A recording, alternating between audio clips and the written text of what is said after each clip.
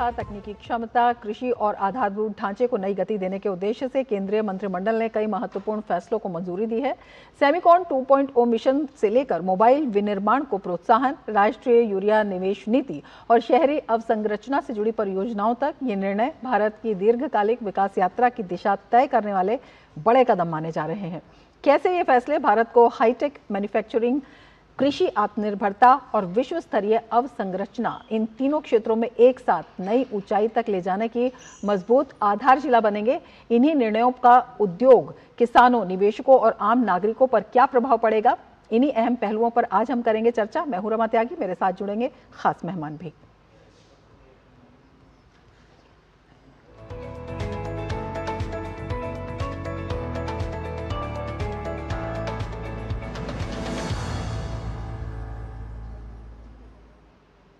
तो चर्चा की शुरुआत करेंगे, लेकिन उससे पहले आपको बता देते हैं कि ये कैबिनेट के बड़े फैसले हैं। क्या कैबिनेट के बड़े फैसलों की बात करते हैं तो इनमें सेमिकॉन 2.0 योजना को मंजूरी दे दी गई है। ये अपने आप में एक बड़ी योजना है जिसमें 1,27,500 करोड़ की सेमिकॉन 2.0 योजना है। भारत में सेमीकंडक्टर निर्माण को इससे काफ़ी बढ़ावा मिलेगा, ये अपने आप में काफ़ी महत्वपूर्ण है। इसके साथ ही अगर हम चिप डिज़ाइन और मैन्युफैक्चरिंग की बात करते हैं तो उसको भी, उस इकोसिस्टम को भी इससे मजबूती मिलेगी, ये अपने आप में काफ़ी महत्वपूर्ण हो जाता है। और इसमें इसके साथ ही नए सेमीकंडक्टर फैब लगाने पर भी जोर दिया गया है। इसके साथ ही ATMP, OSET उद्योग को भी इससे नई मजबूती मिलेगी। नई मशीन, मटेरियल और सप्लाई चेन भी इससे विकसित होंगे। इसके साथ ही एडवांस चिप टेक्नोलॉजी में R&D यानी कि रिसर्च एंड डेवलपमेंट को भी इससे बढ़ावा मिलेगा। 68,000 छात्रों को चिप डिजाइन की इसमें ट्रेनिंग की बात है और 12 सेमीकंडक्टर यूनिट्स को मंजूरी मिल गई है। तो Bharat global chip manufacturing hub बनेगा, ये अपने आप में बेहद महत्वपूर्ण है। अगर कैबिनेट के दूसरे अहम फैसले की बात करते हैं तो वो भी काफ़ी महत्वपूर्ण है और वो कनेक्टिविटी से जुड़ा फैसला है। कैबिनेट के इस अहम फैसले में वाराणसी एलिवेटेड कॉरिडोर की बात की गई है और ये भी अपने आप में अहम योजना इसलिए है क्योंकि 10,998 करोड़ की लागत से ये कॉरिडोर बनेगा। इसके साथ ही ये 43.218 किलोमीटर लंबा एलिवेटेड मार्ग होगा, तो ये भी अपने आप में एक बड़ी परियोजना है। NH-31 से वाराणसी रिंग रोड तक की सीधी कनेक्टिविटी होगी और वरुणा नदी के किनारे बनेगा 6x4 लेन का कॉरिडोर। NHAI इसमें करेगा HAM मॉडल के तहत निर्माण और वाराणसी शहर में ट्रैफिक जाम इससे कम होगा।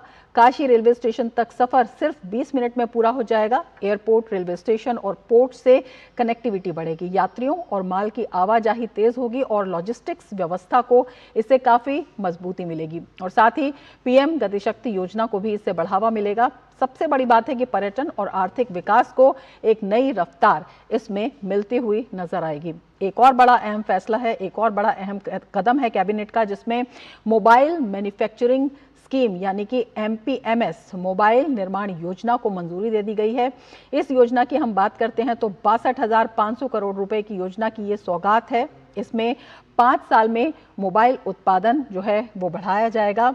इसके साथ ही भारत में जो सप्लाई चेन है इससे जुड़ी हुई वो बेहद मजबूत होगी। इसके साथ ही मोबाइल एक्सपोर्ट को बढ़ावा मिलेगा। भारतीय ब्रांड और रिसर्च और डेवलपमेंट को इसमें प्रोत्साहन दिया जाएगा।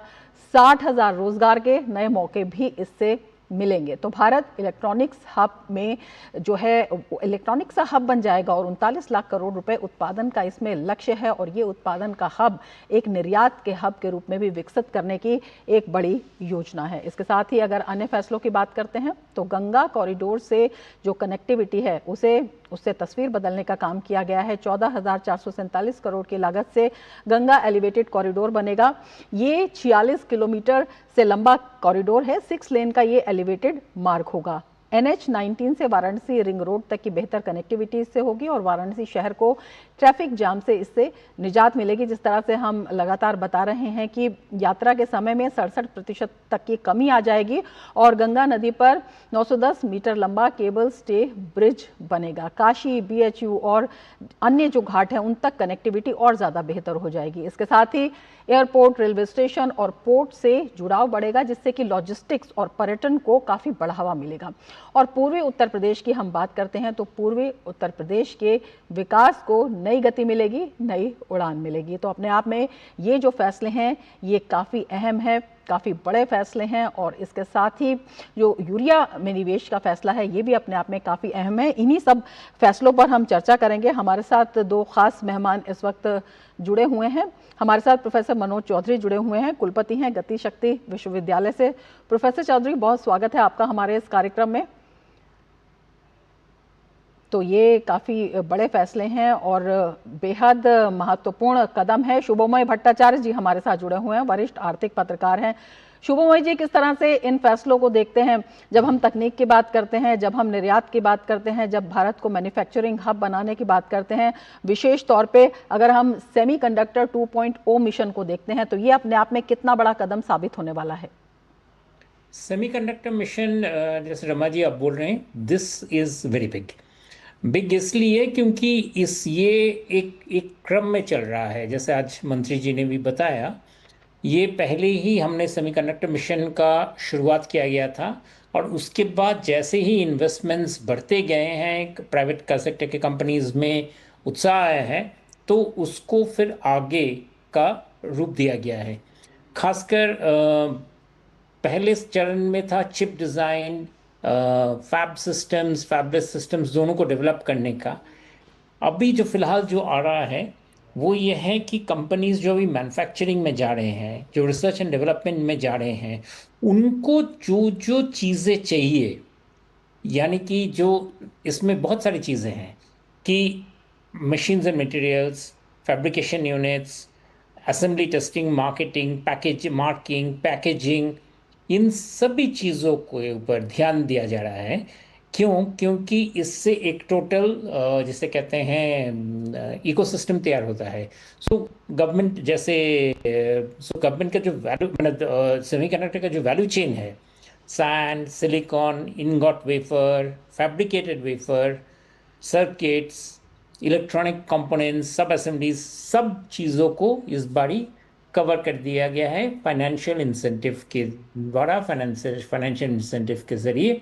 सो अभी सेक्टर में जो इन्वेस्टमेंट्स की जो बात की जा रही है, जो ऑलरेडी गवर्नमेंट ने 1.27 लाख करोड़ का जो इस बारी इस आज के जो डिसीजन में नापा गया है, उससे गवर्नमेंट जो प्लान कर रहे हैं कि कम से कम 4 लाख करोड़ का इन्वेस्टमेंट आएगा।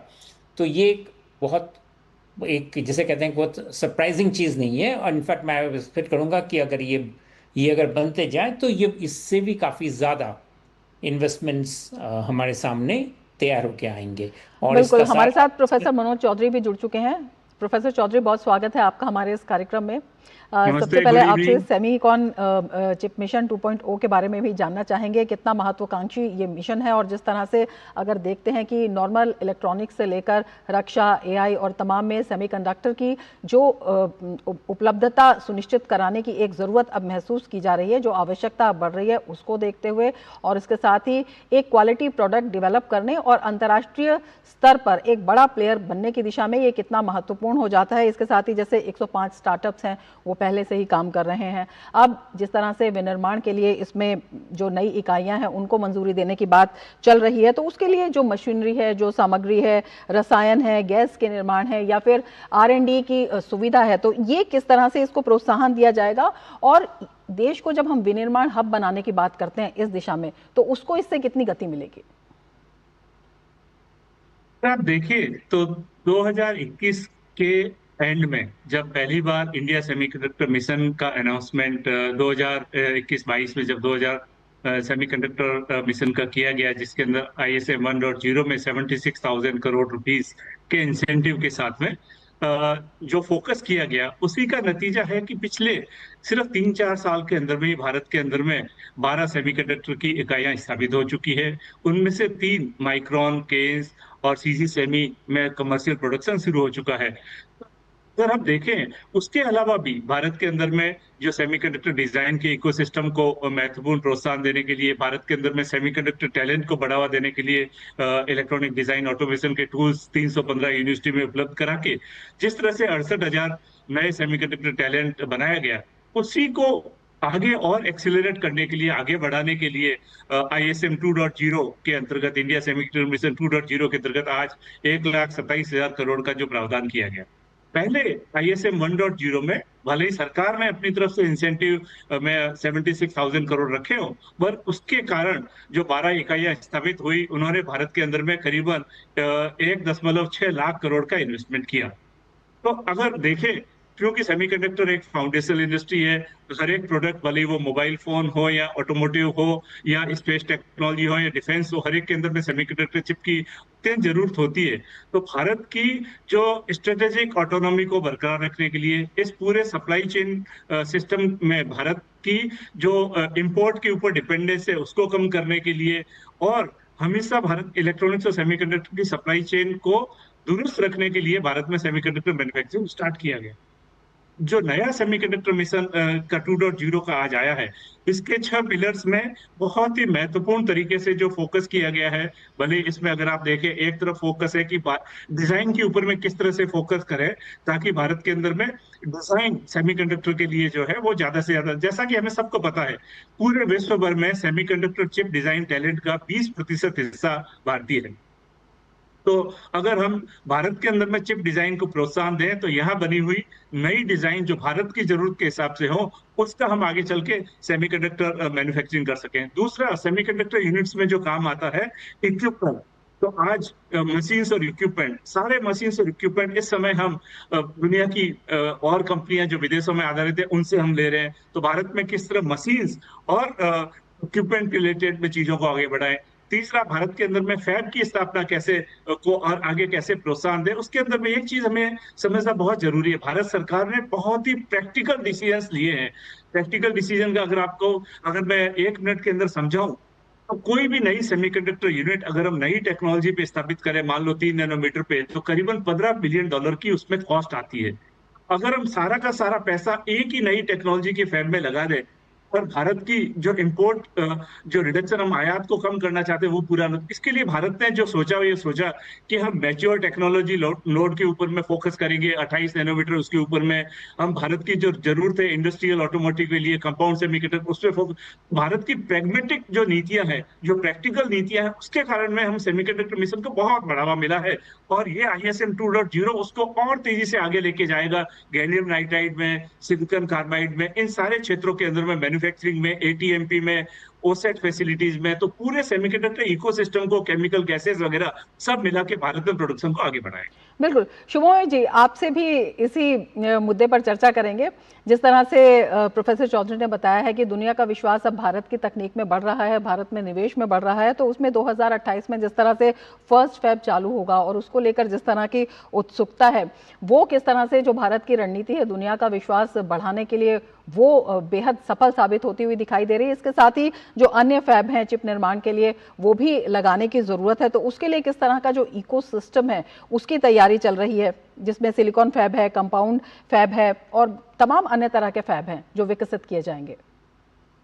बिल्कुल। और आप इसमें देखेंगे कि ये काफ़ी जैसे कहते हैं मंथन के बाद इस ये पॉलिसी तैयार किया गया है, और पॉलिसी के साथ क्लियर एलोकेशन ऑफ फंड्स रखा गया है।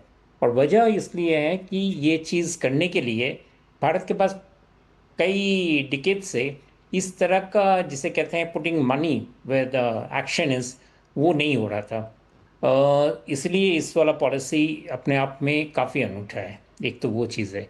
दूसरी बात यह है कि ये एक हमें प्रदर्शन करता है और हमें बताता है कि दूसरे सेक्टर्स में, जैसे क्रिटिकल मिनरल्स में या रिन्यूएबल्स में भी हम किस तरह से आगे बढ़ सकते हैं, किस तरह का स्टेप्स को हम सही तरीके से दिशा निर्देश कर सकेंगे, दूसरे मिनिस्ट्रीज में, दूसरे डिपार्टमेंट्स में इसका कैसा असर हो सकता है। ये एक बहुत बड़ा जो लर्निंग प्रोसेस हो रहा है। तो ये अपने आप में भी गवर्नमेंट के कामकाज में एक बहुत बड़ा जिसे कहते हैं एक शोध पत्र की तरह से ऑलमोस्ट कह सकते हैं कि जिस तरह से ये सेमीकंडक्टर प्रोसेस को लाया गया है। साथ में आप देखेंगे कि मोबाइल मैन्युफैक्चरिंग में एक चीज़ जिसका हमने पहले जिक्र किया था आज, बट वो भी एक बहुत बड़ा चीज़ है। उसमें भी जैसे गवर्नमेंट ने सपोर्ट दिया है और क्लियर सपोर्ट दिया है, उसका असर हमें देखने को मिल रहा है कि एप्पल का अभी ऑलमोस्ट 20% ग्लोबल प्रोडक्शन का श्रेय इंडिया से आ रहा है। ये अपने आप में मतलब अचानक नहीं हुआ है। इसको करने में कई साल लगे, इसको सक्सेस प्रोसेस में लाने के लिए। इनफैक्ट आपको मैं बता सकता हूँ कि हमारा प्रोडक्शन प्रोसेसेस में, मैन्युफैक्चरिंग में इतना ज़्यादा स्प्रेड हो रहा है कि कई जगहों पे मैन्युफैक्चरिंग में काम करने के लिए वर्कर्स की कमी हो रही है। हम बात करते हैं अनएम्प्लॉयमेंट की, हम बात करते हैं कि वर्कर्स को कैसे सुचारू काम मिले। जिस तरीके से करीब 40% राइज हुआ है मैन्युफैक्चरिंग का बिल्कुल, भारत आप में। बता रहे हैं कि जो रोजगार की संभावनाएं हैं वो भी, क्योंकि जब ये बढ़ेगा तो रोजगार की संभावनाएं भी काफी बढ़ती हुई नजर आ रही हैं। चर्चा और जारी टेक्निकल रखेंगे, लेकिन ट्रेनिंग के उससे पहले साथ लेते हैं एक ब्रेक। आप बने रहिए डीडी न्यूज के साथ।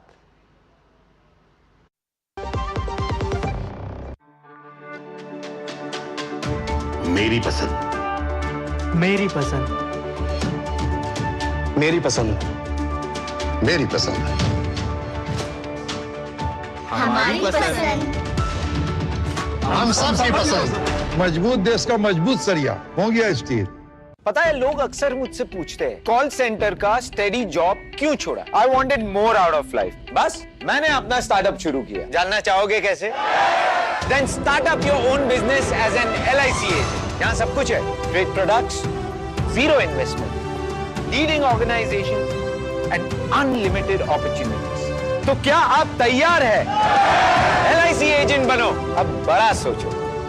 हमारी वेबसाइट पर जाएं या अपनी नजदीकी LIC शाखा से संपर्क करें। ब्रेक के बाद फिर से आपका स्वागत है और एक बार फिर से आपको बता देते हैं, केंद्रीय कैबिनेट की बैठक में 7 बड़ी परियोजनाओं को मंजूरी दी गई है। केंद्रीय मंत्री अश्विनी वैष्णव ने कहा है कि सेमिकॉन 2.0 चिप डिजाइन में मिली शुरुआती सफलता पर आधारित होगा। 105 स्टार्टअप पहले ही चिप विकसित करना शुरू कर चुके हैं और अब डिजाइन प्रणाली को और मजबूत करने पर ध्यान केंद्रित किया जा रहा है। दिखाते हैं आपको क्या कहा उन्होंने। 1,27,500 करोड़ रुपए का सेमिकॉन 2.0 आज माननीय प्रधानमंत्री जी ने अप्रूव किया। सेमिकॉन 2.0 में 6 पिलर्स है बेसिकली। पिलर 1 है design of chips. Design of chips strategic chips भी होगी और कॉमर्शियल चिप्स भी होगी। भारत में जितनी भी ड्रोन्स, मिसाइल्स, एयरक्राफ्ट, टैंक्स, जितने भी हमारे स्ट्रैटेजिक रिक्वायरमेंट है, उन सब की चिप्स भारत में डिजाइन होगी, उसकी IP भारत में रहेगी और भारत में ही उसका फैब्रिकेशन होगा। कॉमर्शियल रिक्वायरमेंट के लिए चिप्स बनाएंगे जो स्टार्टअप्स और डीप टेक स्टार्टअप्स, वो सब उनके लिए भी बहुत स्ट्रांग सपोर्ट रहेगा इसमें। और जो बड़ी कंपनियां इसमें आना चाहती हैं उनके लिए रॉयल्टी बेस्ड फंडिंग रहेगी। सेकंड बड़ा फोकस रहेगा मशीन्स एंड मटेरियल्स। हम सब जानते हैं करीब 250 से ज्यादा तरह के केमिकल्स सेमीकंडक्टर इंडस्ट्री में काम में आते हैं और 50 से ज्यादा डिफरेंट टाइप्स ऑफ गैसेज इसमें काम में आती है और करीब करीब 100 से ज्यादा डिफरेंट टाइप की मशीनें इसके बनाने में लगती है। उन सब का मैन्युफैक्चरिंग डिजाइन भारत में आए, वो प्रयास इसमें रहेगा। और 2 खास मेहमान हमारे साथ जुड़े हुए हैं। प्रोफेसर मनोज चौधरी हमारे साथ जुड़े हुए हैं और शुभमय भट्टाचार्य जी भी हमारे साथ जुड़े हुए हैं। प्रोफेसर चौधरी, आपसे समझना चाहेंगे, जिस तरह से चिप डिज़ाइन पे जो है इस मिशन में खास फोकस है, अगर हम टेक्निक की बात करते हैं तो सेमीकंडक्टर का जो सफ़र है वो 28 nm से शुरू किया गया था और 110 nm नोड से ये शुरू किया गया था। तो किस तरह से इनके जो वर्जन्स है वो अब अपडेट किए जा रहे हैं, चाहे देश में हो या फिर जो विदेश में भी अन्य क्षेत्रों में जिस तरह से लगातार बातचीत हुई है, लगातार अनुसंधान केंद्र जो हैं उन पर जो है सहयोग चल रहा है, तो उनमें किस तरह से इस नोड को अपडेट किया जाएगा और किस तरह से अपडेटेड टेक्निक भी इसमें लाने की तैयारी हो रही है? अगर मैं आम आदमी की भाषा में इसको एक्सप्लेन करने का ट्राई करूं तो सेमीकंडक्टर में ये जो नोड बोले जाते हैं, अगर हम इसको बहुत ही आम आदमी की भाषा में बोले तो इसका मतलब होता है किसी चिप के अंदर में 2 ट्रांजिस्टर के बीच की दूरी, वो दूरी जितनी ज्यादा कम होती है उतने ज्यादा ट्रांजिस्टर चिप में पैक किए जा सकते हैं। इसका मतलब वो चिप की प्रोसेसिंग पावर, वो चिप की कैपेबिलिटी उतनी ज्यादा होती है। इसका मतलब इस नोड में जो संख्या जितनी कम होगी उतना एडवांस नोड होगा। तो इस समय अगर हम देखें तो दुनिया के अंदर में भारत ने जैसे 28 नैनोमीटर से लेके आपने बताया 110 नैनोमीटर पर सेमीकंडक्टर लेबोरेटरी जो चंडीगढ़ मोहाली में है, वहां पे 180 नैनोमीटर की फैब की। अगर हम दुनिया में जरूरतों को देखें, मान लो हम मोबाइल फोन का उदाहरण लें, मोबाइल फोन के अंदर में करीबन 100 चिप लगती है। उनसे कुछ चिप ऐसी होती है जो 2 या 3 नैनोमीटर के प्रोसेस पे इस समय दुनिया में चलती है और बहुत ज्यादा नंबर में चिप्स ऐसी होती है जो अभी भी 65 नैनोमीटर पे, 90 नैनोमीटर पे, 28 नैनोमीटर पे चलती है। तो भारत में मैंने जो बता रहा था आपको, बहुत प्रैक्टिकल डिसीजन लिया कि हम सिर्फ और सिर्फ चिप मैन्युफैक्चरिंग में उस पर फोकस नहीं करेंगे जो मोस्ट एडवांस नोड है। जैसे भारत में डिजाइन के लिए काम जरूर 2 और 3 नैनोमीटर पे चल रहा है, पर जैसा मैंने बताया, अगर 2 और 3 नैनोमीटर की अगर हम फैब लगाएंगे तो एक फैब के अंदर ही हमारा $15 बिलियन का खर्चा हो जाएगा। तो इसके मुकाबले हमने वहां फोकस किया कि मान लो 28 नैनोमीटर, 45 नैनोमीटर, 60 नैनोमीटर, 65 या 90 नैनोमीटर, अगर उनकी संख्या भारत की कुल चिप की जरूरतों में से 60, 65 या 70% है, तो हमारा पहला फोकस जो रहा कि हम 28 नैनोमीटर से लेके 110, 180 नैनोमीटर कैसे फोकस करें। उससे क्या होगा, भारत की जो इंपोर्ट आयात पे निर्भरता है उसका 60-70% हिस्सा हम पहले से ही टेक केयर कर सकते थे। अपने आप में एक बहुत ही महत्वपूर्ण चीज है। इसके अलावा फ्यूचर में जैसे हम आगे बढ़े, उसके लिए भारत के अंदर में अभी 2 nanometre, 3 nanometre, 5 nanometre, 7 nanometre, 10 nanometre, इनकी चिप की डिजाइन के लिए डिजाइन टैलेंट तैयार हो रहा है। तो एक तरह से जब हम मैन्युफैक्चरिंग शुरू करें तो सबसे पहले हम ध्यान रखें कि भारत की आज की जरूरतों का कितना बड़ा हिस्सा हमारे यहाँ होने वाली मैन्युफैक्चरिंग से हम पूरा कर सकते हैं। दूसरा, आने वाले भविष्य के लिए हम किस तरह से लोग तैयार करें, तो उसमें अभी 315 यूनिवर्सिटीज में भारत की जो इलेक्ट्रॉनिक डिजाइन ऑटोमेशन टूल उपलब्ध कराए गए, भले केडेंस के हो, भले सिनॉप्सिस के हो, सीमंस के हो, इंक्लूडिंग गति शक्ति विश्वविद्यालय, हम लोग इन टूल्स का इस्तेमाल करके चिप डिजाइन के ऊपर में चिप टैलेंट तैयार कर रहे हैं, जो भारत के इंडस्ट्रियल सेक्टर में हो, ऑटोमोटिव सेक्टर में हो, डिफेंस सेक्टर में हो, स्पेस में हो, स्ट्रेटेजिक सेक्टर में, इन सब जगह जरूरतों को पूरा करें। तीसरी मुख्य बात, किसी भी एक प्रोडक्ट के अंदर में एक टाइप की चिप नहीं लगती। जैसा कि मोबाइल फोन अगर आप लेंगे तो मोबाइल फोन में डिस्प्ले भी होगा, डिस्प्ले को चलाने के लिए डिस्प्ले ड्राइवर चिप चाहिए। तो HCL फॉक्सकॉन का जो हमारा सेटअप है जेवर में, वो डिस्प्ले ड्राइवर IC पे काम करेगा। तो फोन के अंदर में हमें कोई भी मीडिया को स्टोर करने के लिए मेमोरी चिप चाहिए, तो मेमोरी चिप का भी माइक्रोन में जैसे ATMP फैसिलिटी शुरू हुआ, इस तरीके से अब देखें तो GPU के लिए आगे चल के हम क्या करेंगे, camera processing unit, CMOS image sensor के लिए हम क्या करेंगे। तो ये सारी जो जरूरतें हैं, प्रोडक्ट एक मोबाइल फोन मैंने बताया, अगर आप कार लेंगे, कार के अंदर में भी जब आप फ्रंट सेंसिंग और रिवर्स सेंसिंग कैमरा लगाएंगे तो उनमें भी CMOS इमेज सेंसर काम आएंगे। बिल्कुल, जो इसका उपयोग है वो बहुत विस्तृत है और उसी के अनुकूल, उसी के अनुसार जो है ये चिप जो है तैयार किए जाएंगे और अपग्रेड किए जाएंगे। शुभम जी, ब्रेक पे जाने से पहले जिस तरह से आप बता रहे थे, जो कुशल वर्कफोर्स है उसकी जरूरत जो है वो महसूस की जा रही है। तो जिस तरह से 315 विश्वविद्यालय हैं अब प्रशिक्षण दे रहे हैं और 68,000 छात्रों को ऑलरेडी प्रशिक्षित किया जा चुका है, तो ये कौशल विकास को लेकर, एक प्रशिक्षित वर्कफोर्स को तैयार करने को लेकर और रोजगार को लेकर जिस तरह से हम बोल रहे थे, कितना बड़ा एक मंच प्रदान कर रहा है। बहुत ज़्यादा, और इसमें और स्फूर्ति और ज़्यादा क्षिप्रता आने की ज़रूरत है, क्योंकि जितनी फास्ट पेस में हमारी ज़रूरतें बढ़ती जा रही है, हमारे स्किलिंग वर्कफोर्स में, उसकी ट्रेनिंग में उतना छलांग लगाना ज़रूरी है। तो ये बहुत अच्छी बात है कि हमें पहले एक चैलेंज था कि हमें एम्प्लॉयमेंट वगैरह के लिए ढूंढ रहे थे, लेकिन अभी मामला दूसरा हो गया है कि अभी ज़्यादातर क्षेत्र में कंपनियों को स्किल्ड पोटेंशियल स्किल वर्कफोर्स की कमी आ रही है, शॉर्टेज आ रही है, और वो शॉर्टेज को भरपाई करने के लिए बहुत सारे अवसर बन रहे हैं। तो गवर्नमेंट की तरफ से तो बहुत सारे स्कीम्स ऑलरेडी, कौशल विकास योजना जिसका आपने जिक्र किया, और साथ में बहुत सारे स्टेप्स लिए जा रहे हैं अभी। इसके अनुरूप इसके साथ में जो प्राइवेट सेक्टर है वहाँ पे ट्रेनिंग प्रोग्राम्स की जो जाल है उसका फैलना बहुत ज़रूरी है, क्योंकि इन लोगों को जो ज़रूरत पड़ेगा, बिल्कुल इस पर भी चर्चा करेंगे, लेकिन उससे पहले एक और ब्रेक ले लेते हैं। ब्रेक के बाद फिर से आएंगे, बने रहिए DG न्यूज़ के साथ।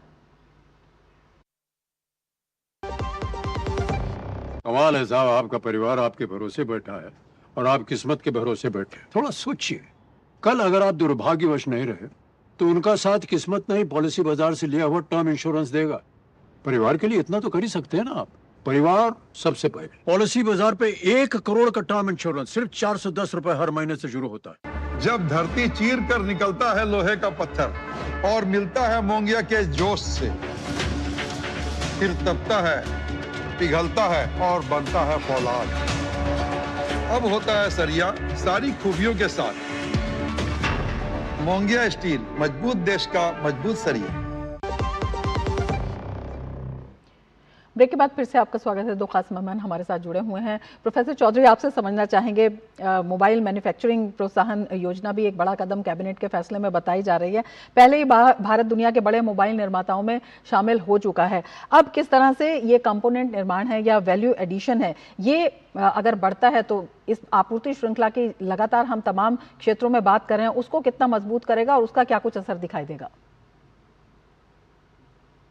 इसको हम एक उदाहरण से देखें तो मान लो हम कोई भी मोबाइल लें, तो उस मोबाइल के अंदर में, जैसे एग्जांपल के लिए मैं आपको बताता हूं, ये एक मोबाइल है, ठीक है। तो इस मोबाइल के अंदर में बहुत सारी चीजें होती है। इसमें डिस्प्ले है, इसमें कैमरा है, इसमें प्रोसेसर है।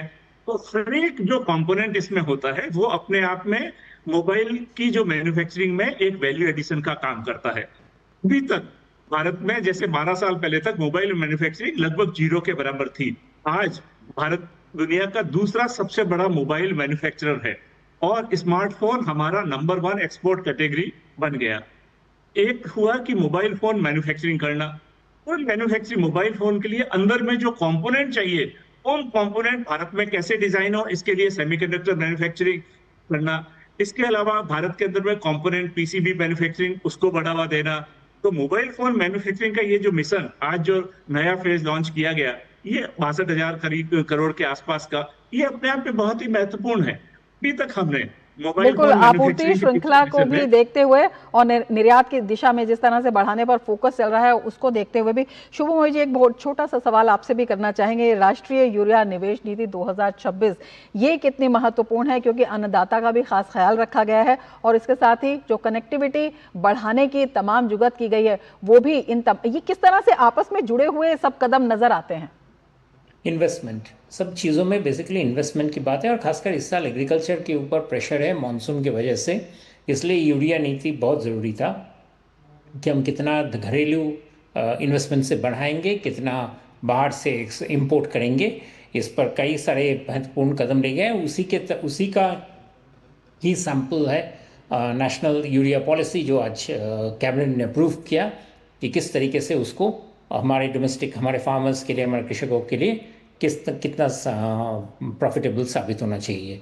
कनेक्टिविटी, ऑफ कोर्स कनेक्टिविटी में सबसे बड़ा चीज़ है इन्वेस्टमेंट, क्योंकि कनेक्टिविटी का ये सारे जो चीज़ें हो रहा है, खासकर जैसे अभी उत्तर प्रदेश में जो चीज़ जो एक के बाद एक सड़कें बनती जा रही है, ये हमारे पूर्व के जो लेबर सरप्लस इलाका है वहाँ से मैन्युफैक्चरिंग सेंटर्स, जिसका हम आगे बात कर रहे थे, वेस्टर्न इंडिया, नॉर्दर्न इंडिया में, सदर्न इंडिया में आने के लिए बहुत बड़ा कदम साबित होगा और इसका प्रॉफिट, इसके फ़ायदे हमको ज़रूर देखने को मिलेंगे बहुत जल्दी। बिल्कुल, कृषि, कनेक्टिविटी और तकनीक किस तरह से आत्मनिर्भर भारत में महत्वपूर्ण योगदान देगी, उसको देखते हुए भी काफ़ी अहम फैसले हैं। तो प्रोफेसर चौधरी आपका और शुभमोय भट्टाचार्य जी आपका बहुत शुक्रिया हमसे जुड़ने के लिए और तमाम विचार हमारे साथ साझा करने के लिए। और इसके साथ ही चर्चा में फिलहाल इतना ही, दीजिए इजाजत, नमस्कार।